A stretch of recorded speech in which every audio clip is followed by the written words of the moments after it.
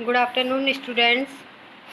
हमने कल पढ़े थे प्रबंधक की नियुक्ति के बारे में। ठीक है, कल हमने पढ़ा था प्रबंधक की नियुक्ति के बारे में। आपका 7 चैप्टर चल रहा है। ठीक है, 7 चैप्टर में अब पढ़ेंगे हम प्रबंधक का परिश्रमिक। ठीक है, तो हमारा जो प्रबंधक को परिश्रमिक दिया जाता है वो कंपनी अधिनियम 1956 की धारा 198 के अनुसार जो कंपनी को प्रबंधक को पारिश्रमिक दिया जाता है वो हमारे नेट प्रॉफिट में से गत वर्ष की हानि को घटाकर 5% से अधिक नहीं दिया जाता है। ठीक है, 5% तक ही दिया जाता है। जो हमारा कंपनी को लाभ होता है, नेट प्रॉफिट मतलब शुद्ध लाभ होता है, कंपनी के लास्ट में जो शुद्ध लाभ होता है उसमें से पिछले साल की हानि को घटाकर उसका 5% पारिश्रमिक प्रबंधक को दिया जाता है।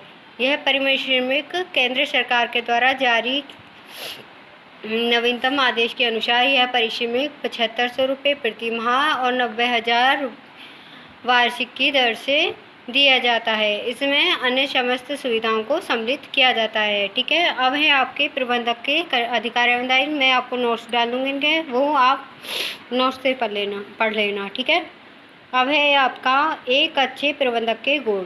एक अच्छे प्रबंधक में क्या क्या क्वालिटी होनी चाहिए। सबसे पहले है आपका उपक्रम के संबंध में सामान्य ज्ञान होना। जो हमारा प्रबंधक है, प्रबंधक को कंपनी के उपक्रमों के बारे में सामान्य ज्ञान होना आवश्यक है। ठीक है, नेक्स्ट आप प्रबंधकीय क्षमता। एक प्रबंधक के नाते उसमें प्रबंधकीय क्षमता का गुण होना आवश्यक है। इसके अभाव में वो उपक्रम को सही दिशा निर्देश नहीं दे सकता। ठीक है, मानवीय व्यवहार का ज्ञान होना। कुशल प्रबंधक को मानव से व्यवहार करने का, सामान्य व्यवहार करने का ज्ञान होना चाहिए। अगर वो कर्मचारियों से मधुर संबंध स्थापित करके रखता है तो उसका रिजल्ट भी आपको पॉजिटिव ही, जो प्रबंधक होता है उसको पॉजिटिव ही मिलेगा। कर्मचारियों के प्रति निष्पक्षता। कर्मचारियों के प्रति प्रबंधक को निष्पक्षता का गुण होना चाहिए। ये नहीं देखना चाहिए कि ये छोटा है या बड़ा है, ठीक है, इसकी सैलरी ज़्यादा है या ये ऊंच नीच के, उससे प्रबंधक को नहीं देखना चाहिए। शिक्षा एवं प्रशिक्षण।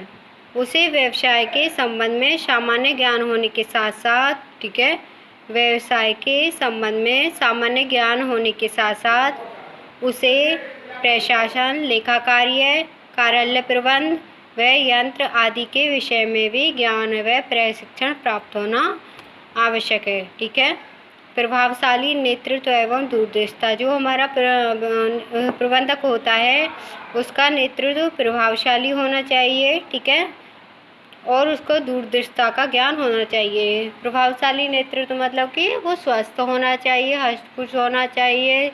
उसका जो बोलने चालने का तरीका है वो दूसरों को अपनी तरफ प्रभावित करने वाला होना चाहिए, मतलब कि मीठा बोलने वाला होना चाहिए। और उसे दूरदर्शिता का गुण होना आवश्यक है। अगर वो दूरदर्शिता मतलब कि दूर की देखने वाला, ठीक है, दूर के बारे में सोचने वाला, तो उसे वो जोखिम से अपनी कंपनी को बचा सकता है। ठीक है, अनुभव। उसे प्रशिक्षण के साथ साथ होने, प्रशिक्षण तो लेगा ही, ठीक है, जब तक वो प्रबंधक की शिक्षा नहीं लेगा तब तक वो उसे प्रबंधक नहीं बना, लेकिन उसके साथ साथ उसे अनुभव भी होना आवश्यक है। ठीक है, अनुभव के आधार पर ही वह उपक्रम को अधिक कुशलता के साथ संचालित कर सकता है। निर्णयों में कुशलता एवं दृढ़ता। निर्णय उसे कुशलतापूर्वक लेने चाहिए और दृढ़पूर्वक, मतलब कि जो निर्णय ले वो दृढ़ होने चाहिए। ऐसा नहीं है वो बार बार अपने निर्णय को चेंज करता रहे। तो उसे जो निर्णय लेने चाहिए एकदम सटीक लेने चाहिए जिससे कंपनी को लॉस न हो। तीव्र बुद्धिमत्ता। उसमें तीव्र बुद्धिमत्ता का गुण होना परमावश्यक है जिससे वह किसी भी व्यावसायिक समस्या का सरलतापूर्वक समाधान खोज सके। पैसे के प्रति समर्पण की भावना। जो वो कार्य कर रहा है उसमें उसे पूर्ण रूप से अपनी जान लगा देनी चाहिए। ठीक है, उसी के लिए अपनी लाइफ को समर्पण कर देना चाहिए। मानसिक योग्यता एवं तकनीकी ज्ञान।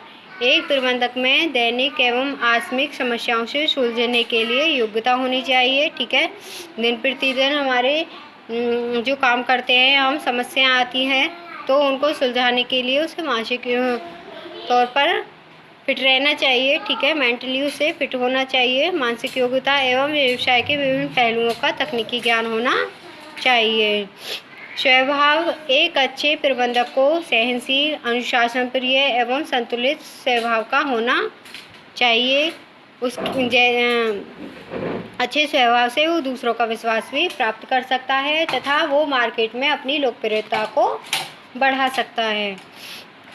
जोखिम उठाने में सामर्थ्य है। प्रबंधक को जोखिम उठाने में सामर्थ्य होना चाहिए, ठीक है, जिससे कि वो अपनी कंपनी को जोखिम उठाकर काफ़ी ऊंचाइयों तक ले जाए, ठीक है। कल मैं आपको नेक्स्ट चैप्टर पढ़ाऊंगी। आज आपका 7 चैप्टर फिनिश, ठीक है। प्रबंधक के अधिकार एवं दायित्वों के नोट्स डाल दूँगी, ठीक है। Okay, thank you.